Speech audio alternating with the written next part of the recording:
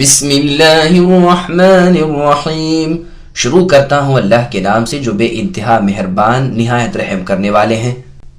هل أتاك حديث الغاشية وجوه يومئذ خاشعة عاملة ناصبة تصلى نارا حامية تسقى من عين آنية ليس لهم طعام إلا من ضريع لا يسمن ولا يغني من جوع۔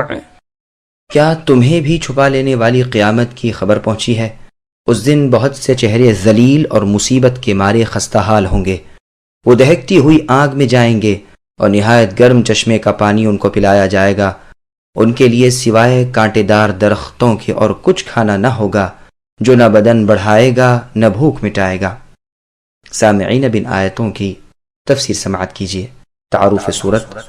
یہ حدیث پہلے گزر چکی ہے کہ رسول اللہ صلی اللہ علیہ وسلم سبح اسم ربک الاعلی اور هل اتاک حدیث الغاشیہ کو نماز عیدین اور جمعہ میں پڑھتے تھے۔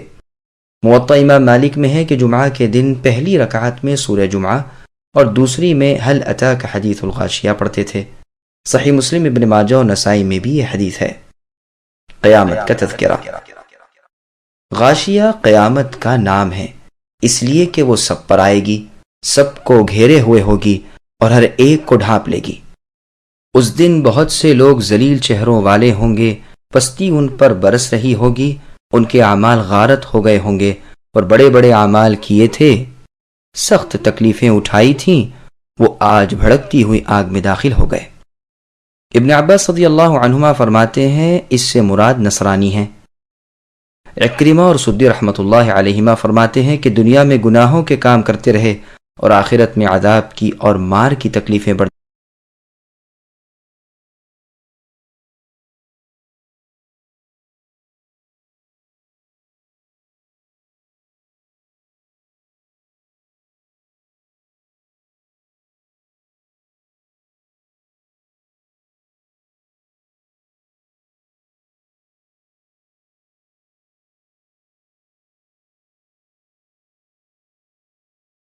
وجوه يومئذ ناعمة لسعيها راضية في جنة عالية لا تسمع فيها لاغية فيها عين جارية فيها سرر مرفوعة وأكواب موضوعة ونمارق مصفوفة وزرابي مبثوثة۔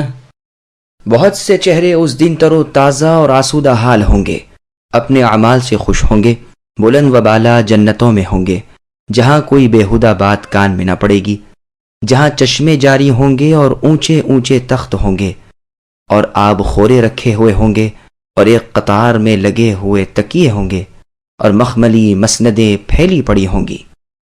سامعین، اب ان آیتوں کی تفسیر سماعت کیجیے۔ نیکیوں پر انعامات۔ پچھلی آیتوں میں چونکہ بدکاروں کا بیان اور ان کے عذابوں کا ذکر ہوا تھا تو یہاں نیک کاروں کا اور ان کے ثوابوں کا بیان ہو رہا ہے۔ تو فرمایا کہ اس دن بہت سے چہرے ایسے بھی ہوں گے جن پر خوشی کے اور آسودگی کے آثار ظاہر ہوں گے۔ یہ اپنے اعمال سے خوش ہوں گے، جنتوں کے بلند بالا خانوں میں ہوں گے جس میں کوئی لغو بات کان میں نہ پڑے گی۔ جیسے ایک اور جگہ فرمایا لا يسمعون فيها لغوا الا سلاما، اس میں سوائے سلامتی اور سلام کے کوئی بری بات نہ سنیں گے۔ اور فرمایا لا لغو فیہا ولا تأثیم، نہ اس میں بےہودگی ہے نہ گناہ کی باتیں۔ اور فرمایا ہے لا يسمعون فیہا لغوا ولا تأثیما الا قیلا سلاما سلاما، نہ اس میں فضول گوئی سنیں گے نہ بد باتیں، سوائے سلام ہی سلام کے اور کچھ نہ ہوگا۔ اس میں بہتی ہوئی نہریں ہوں گی۔ یہاں نکیرہ اس بات کے سیاق میں ہے، ایک ہی نہر مراد نہیں بلکہ جن سے نہر مراد ہے، یعنی نہریں بہتی ہوں گی۔ رسول اللہ صلی اللہ علیہ وسلم فرماتے ہیں جنت کی نہریں مشک کے پہاڑوں اور مشک کے ٹیلوں سے نکلتی ہیں۔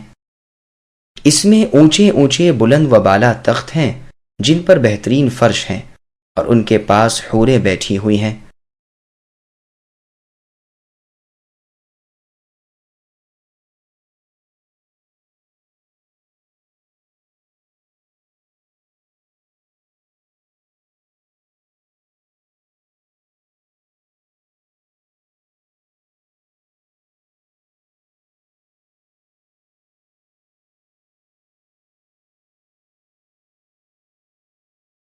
أفلا ينظرون إلى الإبل كيف خلقت وإلى السماء كيف رفعت وإلى الجبال كيف نصبت وإلى الأرض كيف سطحت فذكر إنما أنت مذكر لست عليهم بمسيطر إلا من تولى وكفر فيعذبه الله العذاب الأكبر إن إلينا إيابهم ثم إن علينا حسابهم.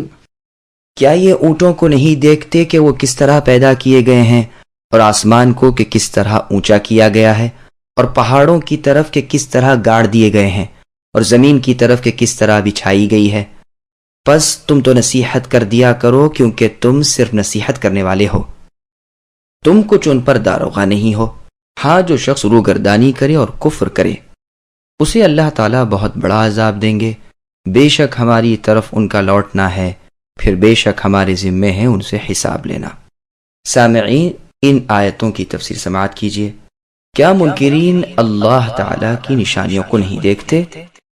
اللہ تعالیٰ اپنے بندوں کو حکم دیتے ہیں کہ وہ ان کی مخلوقات پر تدبر کے ساتھ نظریں ڈالیں اور دیکھیں کہ اللہ کی بے انتہا قدرت ان میں سے ہر چیز سے اس طرح ظاہر ہوتی ہے۔ اللہ کی پاک ذات پر ہر چیز کس طرح دلالت کر رہی ہے۔ اونٹ کو ہی دیکھو کہ کس عجیب و غریب ترکیب اور حیت کا ہے، کتنا مضبوط اور قوی ہے، اور باوجود اس کے کس طرح نرمی اور آسانی سے بوجھ لاد لیتا ہے، اور ایک بچے کے ساتھ بھی کس طرح اطاعت گزار بن کر چلتا ہے۔ اس کا گوشت بھی تمہارے کھانے میں آتا ہے، اس کے بال بھی تمہارے کام آتے ہیں، اس کا دودھ تم پیتے ہو اور طرح طرح کے فائدے اٹھاتے ہو۔ سب سے پہلے اسے اس لیے بیان کیا گیا کہ عموماً عرب کے ملک میں اور عربوں کے پاس یہی جانور تھا۔ اس جانور کی طرف خاص طور پر توجہ اس لیے ڈالی گئی ہے کہ اس کے کھانے پینے کا، چلنے کا، بیٹھنے کا، رفع حاجت کا اور تناسل کا طریقہ سب جانوروں سے جداگانہ ہے۔ اگر ایک دفعہ کھا پی لیتا ہے تو ہفتوں کافی رہتا ہے، بیٹھتا عجیب طرح ہے۔ شریح قاضی رحمہ اللہ فرمایا کرتے تھے کہ آؤ چلو چل کر دیکھیں کہ اونٹ کی پیدائش کس طرح ہے اور آسمان کی بلندی زمین سے کس طرح ہے، وغیرہ۔ ایک اور جگہ ارشاد فرمایا، اولم ينظروا الى السماء فوقهم الى آخر الآیہ، کیا ان لوگوں نے اپنے اوپر آسمان کو نہیں دیکھا کہ ہم نے اسے کس طرح بنایا، کیسے مزین کیا اور ایک سوراخ نہیں چھوڑا۔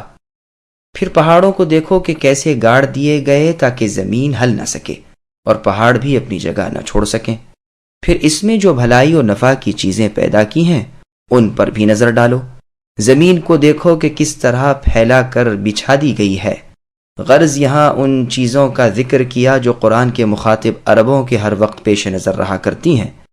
ایک بدوی جو اپنے اونٹ پر سوار ہو کر نکلتا ہے، زمین اس کے نیچے ہوتی ہے، آسمان اس کے اوپر ہوتا ہے، پہاڑ اس کی نگاہوں کے سامنے ہوتے ہیں اور اونٹ پر خود سوار ہے۔ ان باتوں سے خالق کی قدرت کاملہ اور صنعت ظاہرہ بالکل ہویدہ ہے اور صاف ظاہر ہے کہ خالق، صانع، رب، عظمت عزت والے، مالک اور متصرف، معبود برحق اور اللہ حقیقی صرف وہی ہے۔ اللہ کے سوا کوئی ایسا نہیں جس کے سامنے ہم اپنی عاجزی اور پستی کا اظہار کریں، جسے ہم حاجتوں کے وقت پکاریں، جس کا نام لیتے رہیں اور جس کے سامنے سرخم ہوں۔ امام رضی اللہ عنہ نے جو سوالات نبی صلی اللہ علیہ وسلم سے کیے تھے وہ اس طرح کی قسمیں دے کر کیے تھے۔ بخاری و مسلم، ترمذی، نسائی، مسند احمد وغیرہ میں حدیث ہے۔ انس رضی اللہ عنہ فرماتے ہیں کہ ہمیں بار بار سوالات کرنے سے روک دیا گیا تھا، تو ہماری یہ خواہش رہتی تھی کہ باہر کا کوئی عقل مند شخص آئے، وہ سوالات کرے، ہم بھی موجود ہوں اور پھر رسول اللہ صلی اللہ علیہ وسلم کی زبانی جوابات سنیں۔ چنانچہ ایک دن ایک بادیہ نشین آئے اور کہنے لگے، اے محمد صلی اللہ علیہ وسلم، آپ کے قاصد ہمارے پاس آئے اور ہم سے کہا کہ آپ فرماتے ہیں کہ اللہ تعالیٰ نے آپ کو اپنا رسول بنایا ہے۔ نبی صلی اللہ علیہ وسلم نے فرمایا، اس نے سچ کہا۔ وہ کہنے لگا، بتلائیے کس نے آسمان کو پیدا کیا؟ نبی نے فرمایا، اللہ تعالیٰ نے۔ کہا، زمین کس نے پیدا کی؟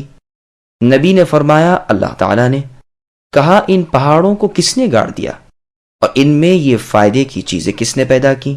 نبی نے فرمایا اللہ تعالیٰ نے۔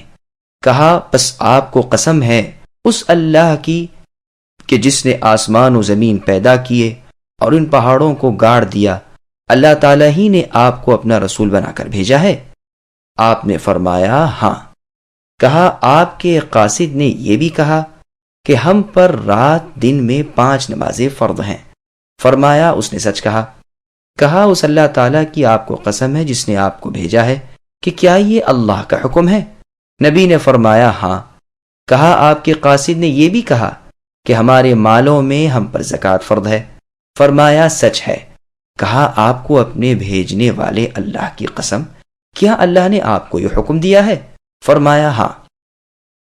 کہا اور آپ کے قاصد نے ہم میں سے طاقت رکھنے والے لوگوں کو حج کا حکم بھی دیا ہے؟ آپ نے فرمایا ہاں، اس نے سچ کہا۔ وہ یہ سن کر یہ کہتا ہوا چل دیا کہ اس اللہ لا شریک کی قسم جس نے آپ کو حق کے ساتھ بھیجا ہے، نہ میں ان پر کچھ زیادتی کروں نہ ان میں کوئی کمی کروں۔ نبی صلی اللہ علیہ وسلم نے فرمایا اگر اس نے سچ کہا تو یہ جنت میں داخل ہوگا۔ بعض روایات میں ہے کہ اس نے کہا میں ضمام بن ثعلبہ ہوں، بنو سعد بن بکر کا بھائی۔ پھر اللہ فرماتے ہیں کہ اے نبی تم تو اللہ کے رسالت کی تبلیغ کیا کرو، تم پر صرف بلاغ ہے یعنی پہنچا دینا، حساب ہمارے ذمے ہے۔ نبی صلی اللہ علیہ وسلم ان پر مسلط نہیں ہیں، جبر کرنے والے نہیں ہیں، ان کے دلوں میں آپ ایمان پیدا نہیں کر سکتے، آپ انہیں ایمان لانے پر مجبور نہیں کر سکتے۔ رسول اللہ صلی اللہ علیہ وسلم فرماتے ہیں مجھے حکم کیا گیا ہے کہ میں لوگوں سے لڑوں یہاں تک کہ وہ لا الہ الا اللہ کہیں۔ جب وہ اسے کہہ لیں تو انہوں نے اپنے جان و مال مجھ سے بچا لیے مگر حق اسلام کے ساتھ، اور ان کا حساب اللہ تعالیٰ کے ذمے ہے۔ پھر آپ نے اسی آیت کی تلاوت کی۔ یہ حدیث مسلم، ترمذی، مسند وغیرہ میں ہے۔ پھر اللہ فرماتے ہیں مگر وہ جو منہ موڑے اور کفر کرے، یعنی نہ عمل کرے، نہ ایمان لائے، نہ اقرار کرے، جیسا کہ اللہ نے فرمایا فلا صدق ولا صلی ولکن کذب وتولی، نہ تو حق بات کی تصدیق کی اور نہ نماز پڑھی بلکہ جھٹلایا اور منہ پھیر لیا، اسی لیے اسے بہت بڑا عذاب ہوگا۔ ابو امامہ باہلی رضی اللہ عنہ خالد ابن یزید ابن معاویہ کے پاس گئے تو ان سے کہا کہ آپ نے نبی سے جو آسان سے آسان حدیث سنی ہو اسے مجھے سنائیں۔ تو آپ نے فرمایا میں نے رسول اللہ صلی اللہ علیہ وسلم سے سنا ہے کہ تم میں سے ہر ایک جنت میں جائے گا